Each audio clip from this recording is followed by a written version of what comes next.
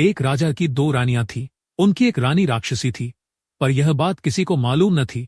दोनों रानियों का एक एक बेटा था। अच्छी रानी के बेटे के नाम था कुसुम और राक्षसी रानी के बेटे का नाम था अजित। दोनों में बहुत मेल था। राक्षसी रानी के मन में काला था, वह रक्त पिपासु थी। दोनों भाइयों का प्रेम उसे एक आंख नहीं सुहाता था। वह हमेशा इस ताक में रहती थी कि कब सौत के बेटे को मारकर उसके नरम नरम मांस का शोरबा बनाकर पिएगी। उसकी मंशा को उसका सदा पुत्र बहुत अच्छी तरह समझता था, अतः वह कभी कुसुम का साथ नहीं छोड़ता था। गुस्से से राक्षसी रानी दांत पीसती रहती थी। मौका न मिलने से वह दोष त्रुटि ढूंढती, अपनी दृष्टि शक्ति से सौत का खून चूसती रहती। फलतः अच्छी रानी दुर्बल होती गई और एक दिन उसने बिस्तर पकड़ लिया।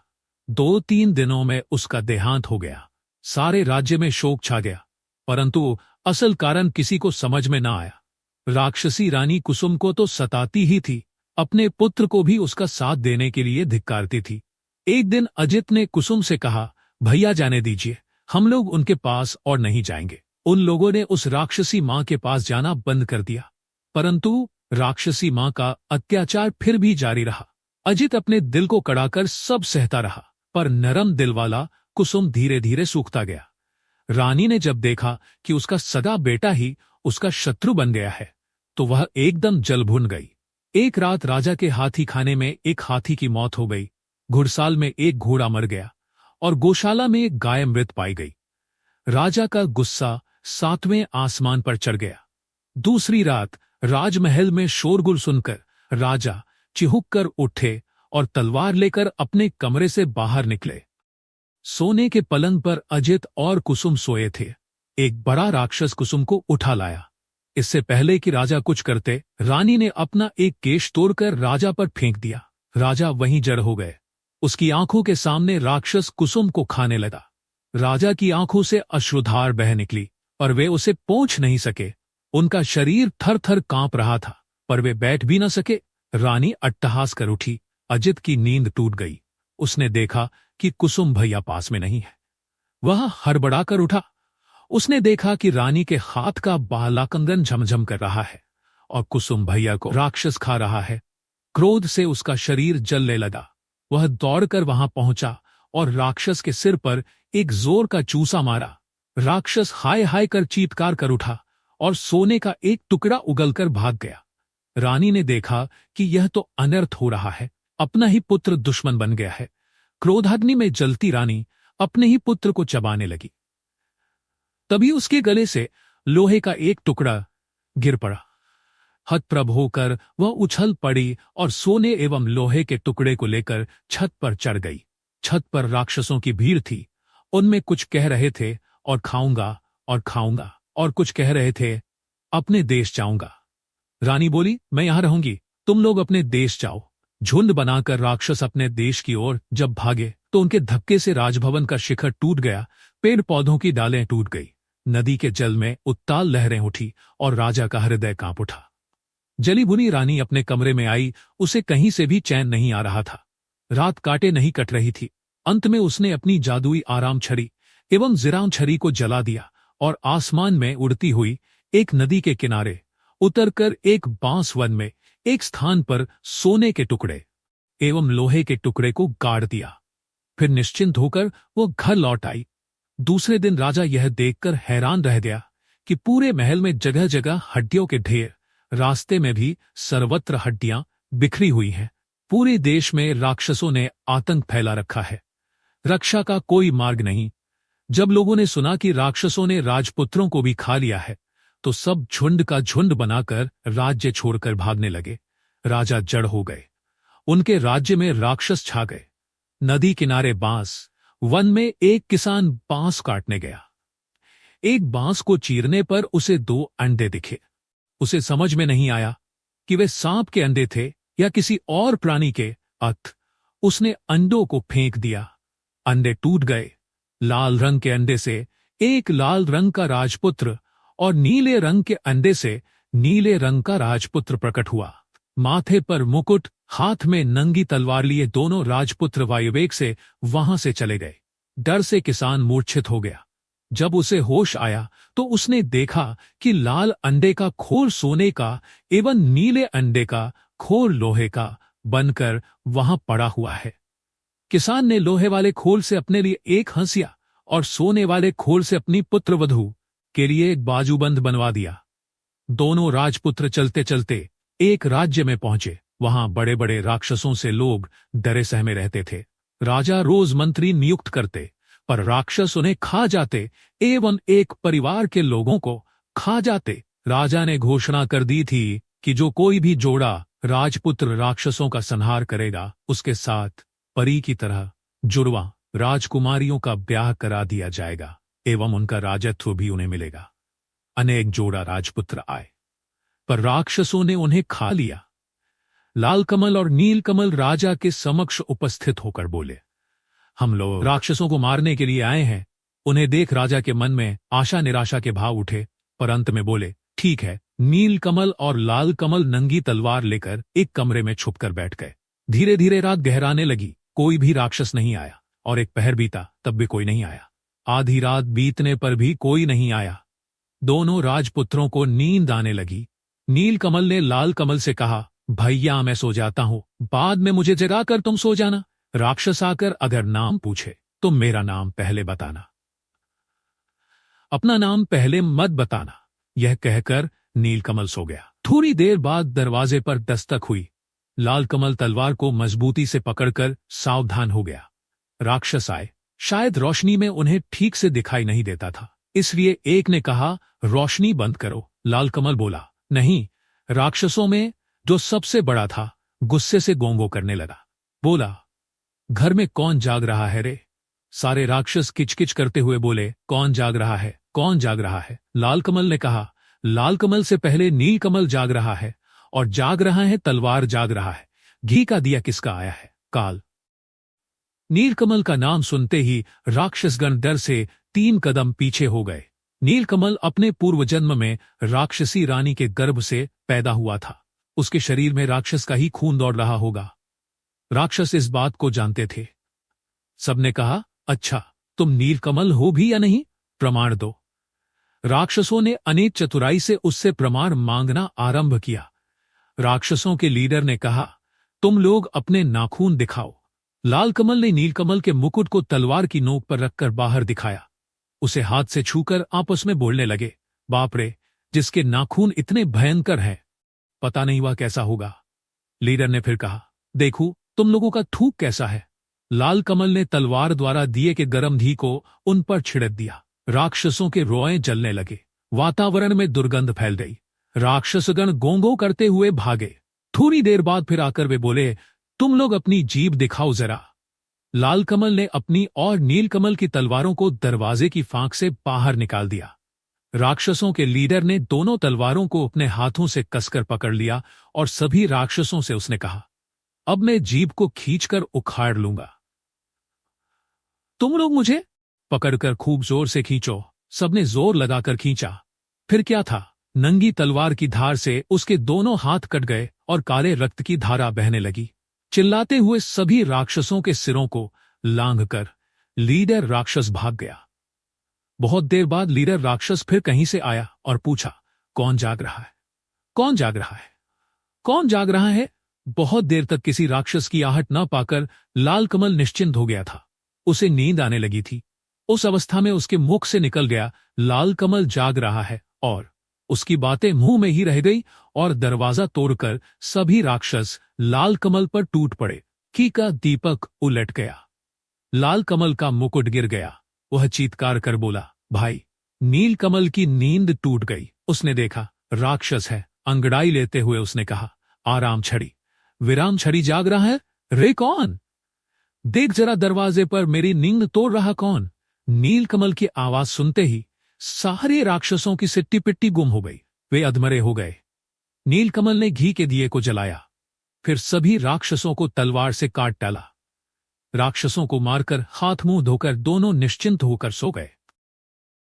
दूसरे दिन सुबह राजा ने देखा दोनों राजपुत्र एक दूसरे के गले में हाथ डालकर सो रहे हैं। उन्हें ऐसा लगा मानो 2 लाल अड़हुल के फूल हैं। वे चारों ओर राक्षसों की लाशें पड़ी हुई हैं। देखकर राजा गदगद हो गए। दोनों भाइयों को जोड़ा राजकन्या एवं राजपाट मिल गया। उधर राक्षसी रानी ने राजभवन में अपना आधिपत्य जमा लिया था। आई राक्षस एवं काई राक्षस नामक दो राक्षस दूतों ने उन्हें राक्षसों की मरण कथा की सूचना दी। सुनकर रानी हतप्रभ होकर अपनी छाती पीटने लगी और बोली, आय रे काय रे, अब तो मैं नहीं बचूंगी रे। राक्षसी रानी के कहने से आई काई दोनों राक्षस दूत सिपाही का वेश धारण कर नीलकमल एवं लालकमल की राजसभा में गए और बोले, छाती में कील, पीठ में कील। हमारे राजा को जब तक राक्षसों के सिर का तेल नहीं दिया जाएगा, उनकी बीमारी दूर नहीं होगी। लालकमल नीलकमल ने कहा, ठीक है, तेल ला दूंगा। नई तलवारों में धार देकर दोनों भाई एक जंगल में पहुंचे। एक विशाल बरगद के पेड़ के नीचे विश्राम हेतु बैठे। पेड़ पर एक बेंगमा बेंगमी पक्षी का घोंसला था। बेंगमी ने बेंगमा से कहा, काश कोई दयालु व्यक्ति होता जो अपने 2 बूंद रक्त से हमारे बच्चों के प्राणों की रक्षा करता। यह सुनकर लाल एवं नील ने कहा, पेड़ पर कौन बातचीत कर रहा है, हम लोग अपना रक्त दे सकते हैं। यह सुनकर बेंगमी खुशी से आहा आहा करने लगी। बेंगमा नीचे उतरा। दोनों भाइयों ने अपनी उंगली चीरकर उसे खून दिया। खून लेकर बेंगमा ऊपर चला गया। थोड़ी देर बाद सो करते हुए बेंगमा के 2 बच्चे नीचे उतरकर बोले, हमारे प्राण बचाने वाले राजपुत्र, तुम लोग कौन हो? हम तुम्हारे लिए क्या कर सकते हैं, बोलो। नीललाल ने कहा, हमें किसी चीज की जरूरत नहीं, बस तुम लोग जीवित रहो। बेंगमा बेगमी के दोनों बच्चों ने कहा, ठीक है, पर तुम लोग जाओगे कहां? चलो हम तुम्हें पीठ पर बैठाकर वहां छोड़ आते हैं। दोनों राजपुत्र उनकी पीठ पर बैठ गए। देखते ही देखते तीव्र गति से वे हू कर उड़ने लगे।